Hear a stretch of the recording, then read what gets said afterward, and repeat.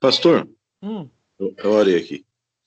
Nessa questão de papéis aí, entraria também a questão de, por exemplo, na igreja, os membros entenderem, cada um entender qual o seu papel dentro da igreja. Por exemplo, porque eu falo assim a questão de que, por exemplo, uma igreja com 200 membros, às vezes você não tem ali como posso dizer, uma tarefa específica para cada um, né? Às vezes, ou até teria, mas muitas vezes isso não é visto muitas vezes pela igreja, né? Às vezes entra pessoas na igreja e com o tempo eu não sei se elas acabam até abandonando ou indo porque não saber o seu papel dentro daquela comunidade ou por não se encaixar dentro de algo. Eu, assim, pelo tempo que eu tenho de cristianismo, assim, eu percebo um pouco disso dentro da igreja, né? Que muitas vezes vem membros e se vai, vem, né? Membros e se vai membros. E agora, e o que eu percebo um pouco é essa questão dos papéis, porque muitos, você vê que não fica ou foi porque não entendeu o papel dela ali dentro. Não sei se cabe isso dentro disso que sim, sim, está se Ari. falando. Ari, É, eu estou gastando esse tempão todo no primeiro é, bloco e no segundo bloco para sim. realmente pontuar para vocês. Hum, E quando a gente realmente entende que o nosso Deus é soberano e que nós estamos debaixo dessa autoridade dele e que ele deixou um livro maravilhoso que é a sua palavra e nós nos submetemos a ele, naturalmente a gente começa a entender o nosso papel da nossa vida e a de Deus. E quando nós adentramos na vida de Deus e com relação ao que Ele tem para nós, aí fica muito claro essa questão dos papéis na família, na igreja e na sociedade. E como eu disse, por isso que eu falei muito sobre a questão da importância. A importância, ela é máxima. hum, Não tem, por exemplo, para Deus, algo assim, o pastor ele é mais importante do que aquela ovelhinha. No entanto, a questão dos papéis. Mas quando eu, na minha família, já vivo conflitos de papéis, no trabalho, já vivo conflitos de papéis, na sociedade, vivo conflitos de papéis, quando eu chego dentro da igreja, eu também vou fazer o quê? Eu vou fazer aquilo pelo qual eu fui ensinado. Por isso, Ari, que quando eu estou numa igreja e naquela igreja essa questão dos papéis, elas são zeladas, são respeitadas, aquelas pessoas que vão entrando, que não foram ensinadas sobre essa questão de papéis, elas vão sendo remodeladas, elas vão se reorganizando. Agora eu pergunto, Ari, você acha que muitas vão querer aceitar isso? Claro que não, porque aqui é um choque de cultura, é um choque de princípios.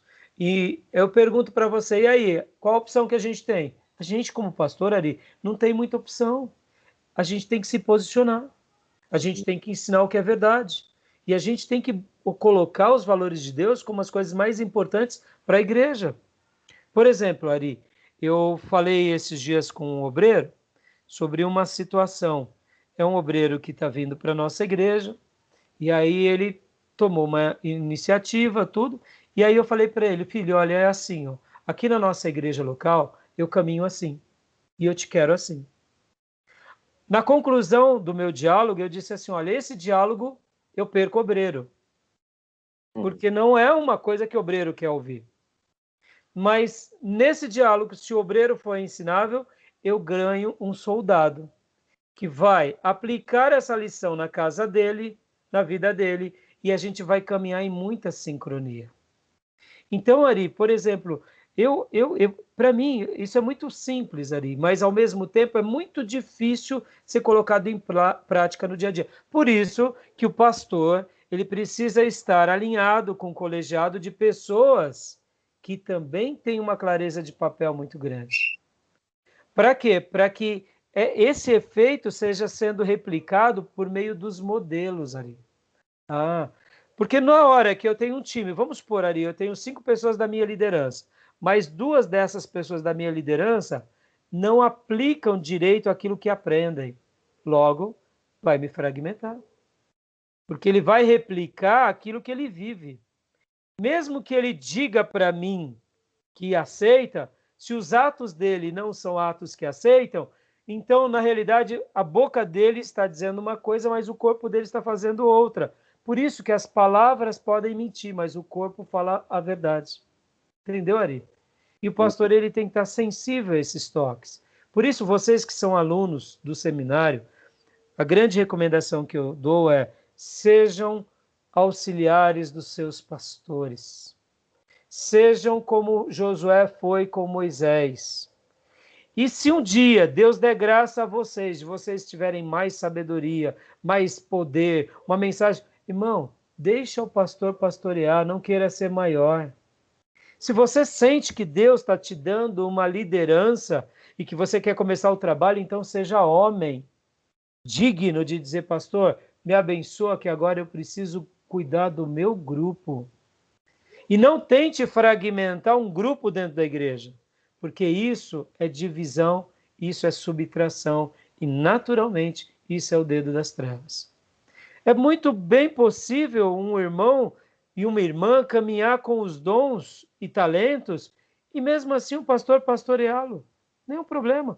O problema, irmãos, é que hoje, pode ver, na sociedade todo mundo quer ser empresário, todo mundo quer ser líder. E chega na igreja, ninguém quer ser liderado, entendeu? Isso é o problema. Então, irmãos, por isso que eu estou trabalhando muito essa questão. E essa questão, quando ela é aprendida, perceba, a gente está falando de antropologia. Antropologia não é como Deus cria o homem. Deus cria-nos com papéis distintos. E é importante quando a gente compreende isso. Pode ver, irmãos, quando a gente compreende o nosso papel, isso é lindo, a igreja cresce, o reino de Deus é expandido. Vou contar uma experiência que eu tive. Eu sempre fui muito sério com essa questão de papéis. Eu fui dar aula na Comunidade da Graça pelo STBnet e convidei um dia, eu dei aula lá de várias matérias e dei aula também lá de homilética. E um dia, a minha classe tinha uns 50 alunos. A esposa do Carlos Alberto Antunes sentava ali, uma anciã maravilhosa, sentando ali para aprender. Eu me sentia honradíssimo. Na sede da Comunidade da Graça, ensinando para aquela classe de pastores, de missionários, só da Comunidade da Graça. Eu falava, meu Deus, que igreja maravilhosa. E aí, um dia, a minha prova de homilética, eu faço uma prova escrita e uma prova prática. O aluno tem que pregar. E uma jovem da igreja, da classe, ela falou, pastor, eu nunca preguei na minha vida. Eu falei, não, filho, você vai pregar. Não, pastor, eu não vou pregar, você vai pregar. Faz parte da prova. Aí ela pregou. Mas ela pregou, irmão, Deus usou tanto ela, foi tão lindo, que a classe aplaudiu, ela tirou 10. Ela tirou 10 na mensagem escrita e 10 na oratória. E eu com aquele gesto pastoral para fortalecê-la, para ensiná-la mais, eu cheguei para ela e disse assim, filha, eu quero que você vá pregar um dia na minha igreja. Pastor, eu falei, sim, sou pastor de uma pequena igreja lá em Ferraz de Vasconcelos, você vai pregar. Mas na sua igreja? Eu falei, sim, minha igreja é o tamanho dessa sala, filha, fica tranquila. A sala que eu dava aula é do tamanho do nosso santuário, pra você ter uma ideia, irmãos. Então, aí eu falei assim, não, você vai, pede para o seu pastor e vamos marcar o dia e você vai, não tenha pressa, tá bom? Semana seguinte ela chegou para mim, triste, e ela disse assim, pastor, eu não vou poder ir lá na sua igreja. Eu falei, não, por quê? Eu fui pedir para o meu pastor e ele negou, ele proibiu. Eu falei, o quê? Proibiu? É, ele disse assim, se você tem tempo de pregar em uma outra igreja, por que você não vai fazer visita aqui para pessoas da nossa igreja? Por que você não vai pregar num pequeno grupo dos nossos, que temos muitos pequenos grupos? Por que uma irmã não vai participar do culto de oração? A irmã tem tempo para servir fora?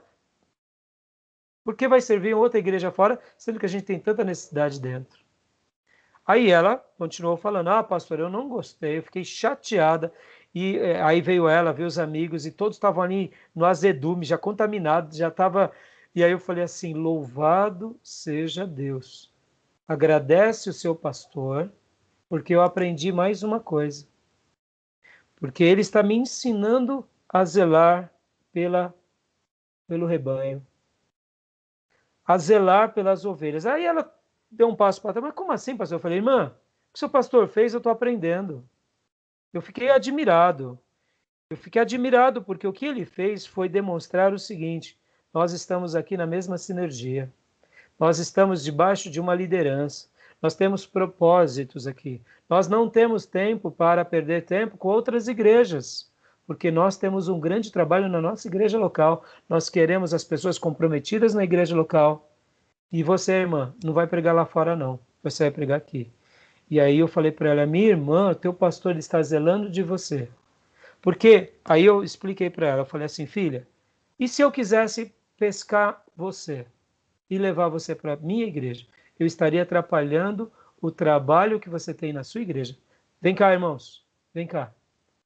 Os pastores convidam as outras pessoas para pregar, geralmente para quê? Para querer realmente levar um pregador ou para pescar um obreiro pronto? Vocês estão aqui gastando um tempão comigo para quê? Para vir serem membros da minha igreja ou para servirem as suas igrejas? Servirem as suas igrejas. Estão entendendo, irmãos? Olha só, o que esse pastor fez foi, filha, vamos defender a noiva. Vamos cuidar dessa noiva, porque dessa noiva cada pastor aqui prestará conta. E aí, hoje em dia, como que eu faço com os meus obreiros locais? Qualquer membro da igreja, irmão, não importa. Não importa. Eu quero que ele me preste conta se ele vai pregar fora. Eu vou responder por ele. E se é um irmão vaidoso?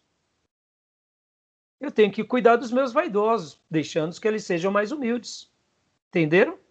Estão entendendo, irmãos? Agora, o pastor lá chama o irmão para pregar 2, 3 vezes. Ele não está preocupado de treinar esse obreiro. Ele está preocupado que alguém vá lá e pregue. Estão entendendo, irmãos? Hoje os convites são muito furtivos. Os pastores não têm muito respeito. Se perdeu o respeito pelas igrejas. Está entendendo, irmão? Clareza de papel. Quando a gente entende isso, a gente cria um time muito sincronizado. Tá bom? Entenderam? Isso se aplica sim, Ari, dentro da igreja, tem que ser colocado na igreja. Mas isso não é apenas ensino pelo ensino. É o ensino pela vida, pelo modelo, Ari. O marido faz, a esposa faz, os filhos faz. Quando os filhos estão à margem, não se passa a mão, fala a verdade. E assim a gente vai fazendo a obra de Deus, entendeu, Ari? E na igreja vamos criando esses times. Tá bom, irmãos? Amém. Alguma dúvida? Tranquilo? Tranquilo, tranquilo. Vamos dar aquela pausa para a gente tomar uma água, ir ao banheiro e voltar para o último bloco? Amém. Beleza?